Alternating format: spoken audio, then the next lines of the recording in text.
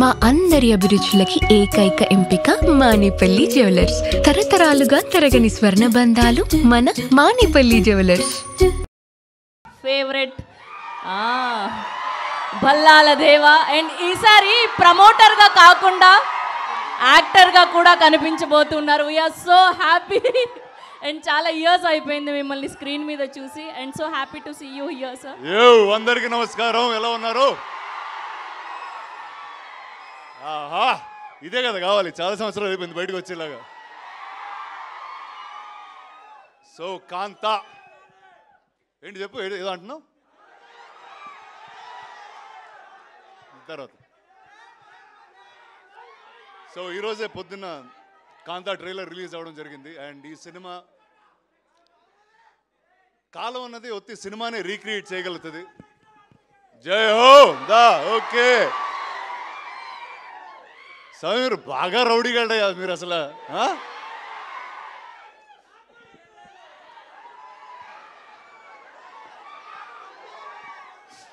అరే ఒక్క నిమిషం మాట్లాడినరా? ఓకే అంతే అంటారా? సరే ఒక 2 minutes. నేను చిన్నప్పుడు మెడ్రాస్ నుంచి హైదరాబాద్కి వచ్చినప్పుడు ఇక్కడ సినిమా ఇండస్ట్రీ లేదు, స్టూడియోలు లేవు, ఏమి లేవు.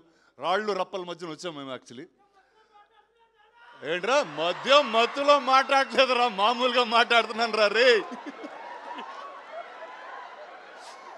ఏదో చిన్ననాటి జ్ఞాపకాలు ఏదో చెప్పుకుంటున్నాను. చెప్పుకోని ఎవరా నన్ను? నేను ప్రిపేర్ అయ్యి బాగా వచ్చాను మీతో ఏదో మాట్లాడేద్దామని. అసలు ఆగనివ్వట్లేదు. ఓకే కానీ చెప్తాను. సో ఆ టైంలో ఇక్కడ అన్నపూర్ణ స్టూడియోస్, పద్మాలయ, రామానాయుడు స్టూడియోస్ ఇవన్నీ కడుతున్నప్పుడు వాళ్ళందరూ మాట్లాడుకునే ఏంటో తెలుసా? విజయవాణి స్టూడియోలో ఇలా జరిగిందంట, ఏవిఎం స్టూడియోలో ఇలా జరిగిందంట అని. ఇలా స్టార్స్ గురించి అంటే ఇప్పుడైతే ఇంత పెద్ద మీడియా, సోషల్ మీడియా మీరు అందరూ ఉన్నారు. అప్పుడు స్టూడియో లోపల జరిగే విషయాలు చాలా తక్కువ మందికి తెలిసాయి. బాలయ్య గారు కూడా అక్కడి నుంచి వచ్చారా నాతో పాటు. సో అలాంటి ఒక సెట్టింగ్లో సెల్వా నాకు ఒక కథ చెప్పడం జరిగింది. అండ్ చెప్పి చాలా సంవత్సరాలు అయింది కూడా. బట్ ఆ రోజు ఆ కథ విన్న వెంటనే ఖచ్చితంగా ఈ సినిమా చేయాలి, నేను ఏదో విధంగా ఈ సినిమా ముందుకు తీసుకెళ్ళాలన్నప్పుడు ఆ సినిమాకి ఎవరు కరెక్ట్ అంటే నాకు తెలిసి ఇండియాలో ఎవరన్నా ఒక పీరియడ్ కథ రాయాలి అని అనుకుంటే కూడా మొట్టమొదటి వ్యక్తి అదిగో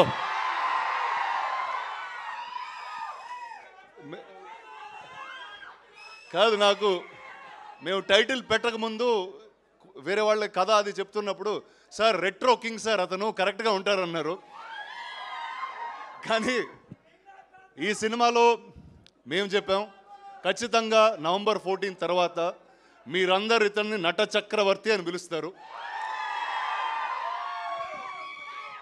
అండ్ సెల్వా గురించి ఏం చెప్పాలంటే ఆయన ఎంత ఆథెంటిక్ మనిషి అంటే ఒక డైరెక్టర్ పాత్రకి ఎతికెతికి ఒక డైరెక్టర్ గారినే పట్టుకొచ్చారు. అది సముద్రగణి గారు. ఆయనతో ఆబ్వియస్లీ ఇంతకుముందు ఆయన కొడుకుగా చేశాను. అండ్ ఇప్పుడు చాలా వేరేగా ఉంటుంది మా రిలేషన్షిప్ ఈ సినిమాలో.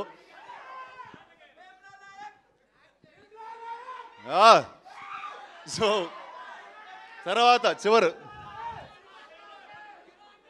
ఈ సినిమాలో ఒక కొత్త నటి కావాలి అన్నప్పుడు ఇందాక మేడం చెప్తున్నారు 100. నేను బాగున్నాను రా సలా. సో సెల్వా ఆల్మోస్ట్ ఒక 100 పైగా ఆడిషన్లు, వీడియోలు, వేరే అమ్మాయిల ఫోటోలు పంపించేవాడు. అరే ఊరుకోరా ఇప్పుడే పెళ్ళైందిరా, అలా ఫోన్లో అమ్మాయిల ఫోటోలు వేసుకుని తిరగకూడదు నేను అన్నా. బట్ అది మొత్తం అయిన తర్వాత ఇలాంటి సముద్రకణి గారు, దుల్కర్ లాంటి నటుల మధ్య నిలబడడానికి అసలు మామూలుగానే జంకుతాం.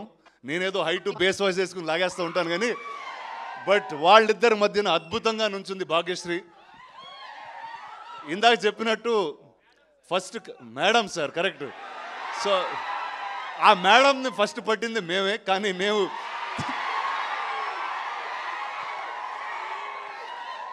మేము సినిమా తీసే డిలేలో ఆవిడ తెలుగులో సినిమాలు చేసి ఇంత పాపులర్ స్టార్ అయిపోయారు. So I don't have to say anything. Welcome again. And ఈ సినిమాకి మ్యూజిక్ మొట్టమొదటిసారి నేను సినిమా చేస్తున్నాను అనగానే ఆదిత్య మ్యూజిక్ వచ్చి తీసుకున్నారు ఈ music sir. Thank you sir మీ సపోర్ట్కి అట్ ఎనీ పాయింట్. నువ్వే పాట పాడుతున్నావురా. సరే ఓకే, November 14th మిమ్మల్ని థియేటర్లో కలుస్తాం. And thank you, all the best.